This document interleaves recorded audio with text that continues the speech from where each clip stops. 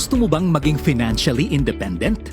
Ang mamuhay ng mayroong sapat na pera para sa inyong mga gastusin o di kaya ay magretiro nang hindi na kailangang umasa sa iyong pensyon at sa iba. Anong pwede mong gawin para makamit ito? Tandaan, ang financial independence ay hindi pangarap lang. Ito ay prioridad. Sabi nga ni Bill Gates, "If you were born poor, it's not your mistake. But if you die poor, it's your mistake." Pagkatapos ng sesyong ito, malalaman ninyo ang sekreto sa pag-iipon at pagbuo ng inyong kinabukasan. Malalaman nyo rin dito ang 6 na hakbang para makamit ang financial independence. Pagdating sa pagkamit ng seguridad para sa magandang kinabukasan, maraming mabubuting tao ang nabibigo. Matatalinong tao, masisipag na tao, mga kabataan at matatanda, pati na rin ang mga professional. Karamihan sa kanila ay nabibigo at nagre-retiro nang walang sapat na naiipon. Ang mga taong ito ay hindi ginustong mabigo. Nabigo sila dahil sa walang plano at sa hindi tamang pangangasiwa ng kanilang personal finances. Ang kulang sa kanila ay financial education. Narito ang 6 na hakbang para makamit ang financial independence. Lahat ay nagsisimula sa pagpaplano. Sa pagpaplano ng finances, may mga bagay na kailangan isaalang-alang. Ang income ay maaaring magmula sa sweldo, negosyo o investments. Alamin ang mga pinagmumulan ng inyong income, pati na rin ang paglabas at pagpasok ng inyong pera. Ang inyong mga expenses o gastusin ay dapat paghiwalayin sa inyong needs at wants. Ang needs ay ang mga pangunahing pangangailangan sa ating buhay. Samantala ang wants ay yung mga bagay na gusto mong bilhin pero kaya mo pa ring mamuhay nang wala ito. Alamin ang pagkakaiba ng assets sa liabilities at bawasan ang mga maliliit na expenses. Kahit ang maliliit na adjustments sa iyong expenses ay pwedeng magkaroon ng malaking epekto sa iyong financial plan. Dapat pamahalaan ng maayos ang mga utang at siguraduhing mababayaran ang mga ito sa tamang oras. Maituturing na present income ang mga natatanggap natin na sweldo sa trabaho buwan-buwan at future income naman sa mga utang dahil advance nang naibibigay ito bago pa natin paghirapan. Ang present income ay dapat para sa present expenses lamang, habang ang future income ay para naman sa future expenses. Pero ang maling ginagawa ng karamihan ay ginagamit nila ang future income para sa kanilang present expenses. Ang ating retirement ay dapat pinaghahandaan. How you handle your finances today will affect your retirement. Iilan lang ang mga nakakapagretiro na financially independent. Ang ikalawang hakbang ay pag-iipon o ang tinatawag ng mga financial coaches na pay yourself first. Ang maling paraan ng pag-iipon ay income minus expenses equals savings. Dito ay unang binabawas ang expenses sa income at ang matitira ay mapupunta sa savings. Ang tamang paraan ng pag-iipon ay income minus savings equals expenses. Ayon kay Warren Buffett na isang financial coach sa US, do not save what is left after spending. Spend what is left after saving. Dito mo gagawin ang pay yourself first. Unang ibawas sa inyong income ang itatabing savings at ang matitira ang pagkakasyahin para sa inyong expenses. Tandaan na dapat tayo ay mamuhay ng naaayon sa ating income. Ang ikatlong hakbang ay ang pag-invest. Ang ibig sabihin ng investment ay ang pera ang dapat magtatrabaho para sa iyo. Ginagamit mo ang iyong pera na aasahan mong magbibigay sa iyo ng extra income. Bago ka mag-invest, dapat mong ikonsidera ang epekto ng inflation. Upang mas maintindihan kung ano ang inflation, narito ang isang paglalarawan nito. Ang inflation ay ang pagbaba ng purchasing power o value ng pera habang ang mga bilihin ay patuloy na tumataas sa pagdaan ng panahon. Ito ay may epekto sa pagbabago ng cost of living. Ngayon na alam na natin kung ano ang inflation, magpunta na tayo sa investment. Maraming uri ng investment ang pwedeng gawin dito sa Pilipinas.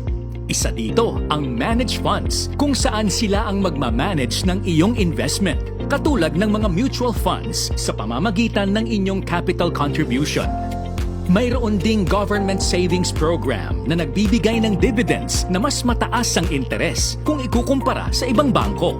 Nandyan din ang mga government banks kung saan pwedeng mag-time deposit na may mataas ding interest. Marami pang uri ng investment ang pwedeng gawin at iilan lamang sa mga ito ang mga halimbawang nabanggit.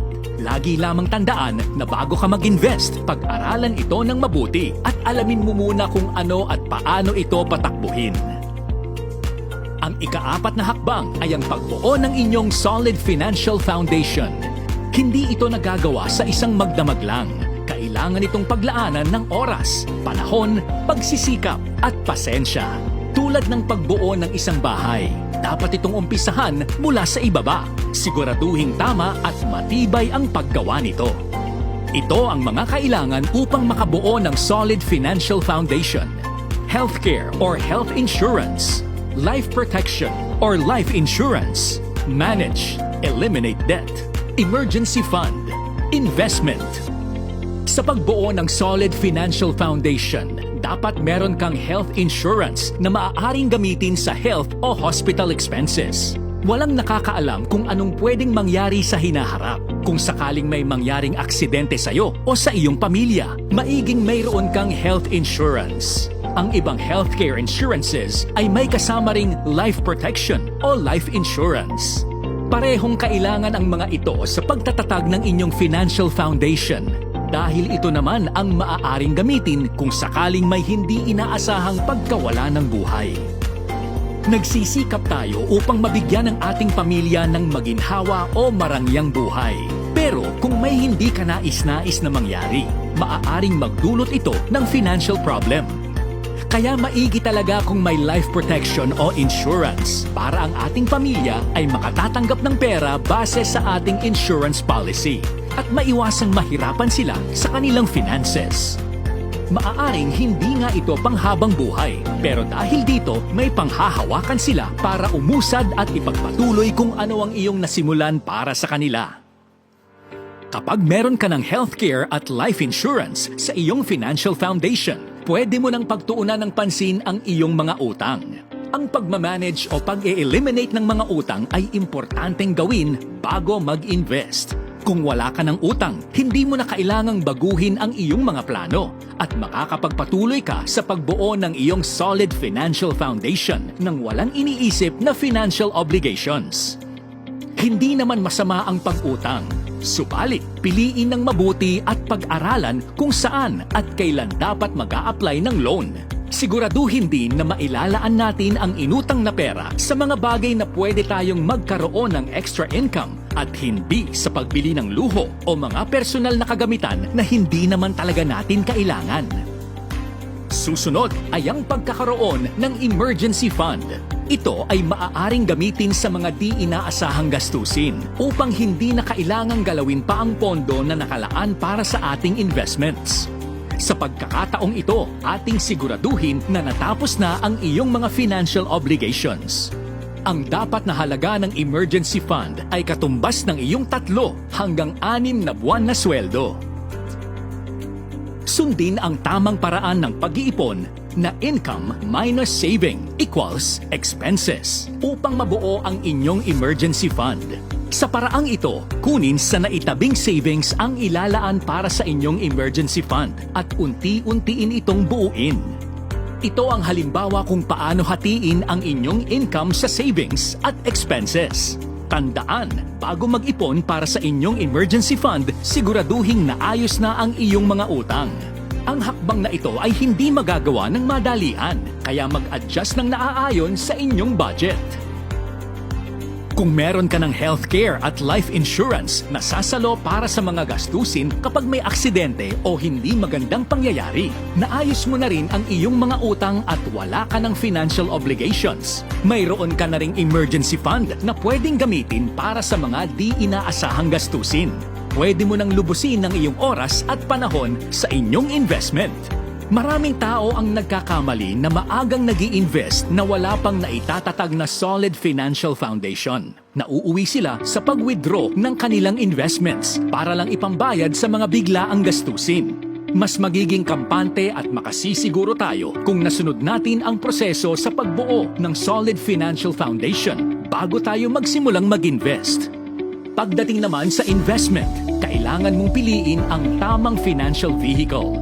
Magsaliksik at pag-aralang mabuti ang mga financial vehicles na makatutulong upang makamit ang iyong financial independence.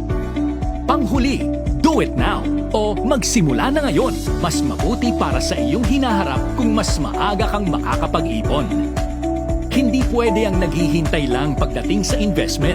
Kung ang isang tao ay nagsimula sa edad na 25 na mag-invest sa 18% interest ng 18,000 pesos annually o katumbas ng 1,500 kaltas sa sahod kada buwan sa loob lang ng 6 na taon. Pagdating ng retirement sa edad na 56, ang kanyang investment ay pwedeng lumago ng 3,686,000 pesos.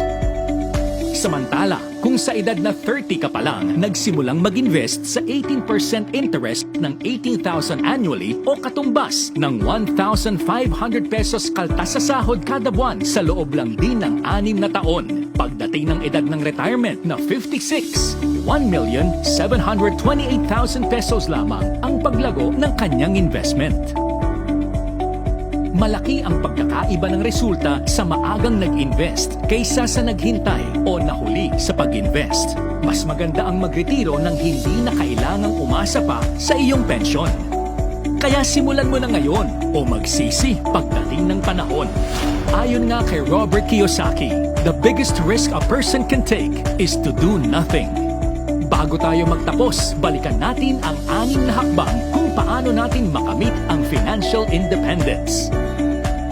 Plan, save, invest, pagbuo ng solid financial foundation, pagpili ng tamang financial vehicle, at magsimula na ngayon. Nagustuhan mo ba ang iyong natutunan? Kung oo, makakatulog ka ba ng mahimbing na alam mo ang tamang paraan kung paano mag-ipon samantala ang iyong mga kamag-anak o kasamahan ay hindi? Masaya ka ba na gumaganda ang iyong buhay samantalang sila ay nababaon sa utang? Be an advocate at ibahagi ang iyong mga natutunan.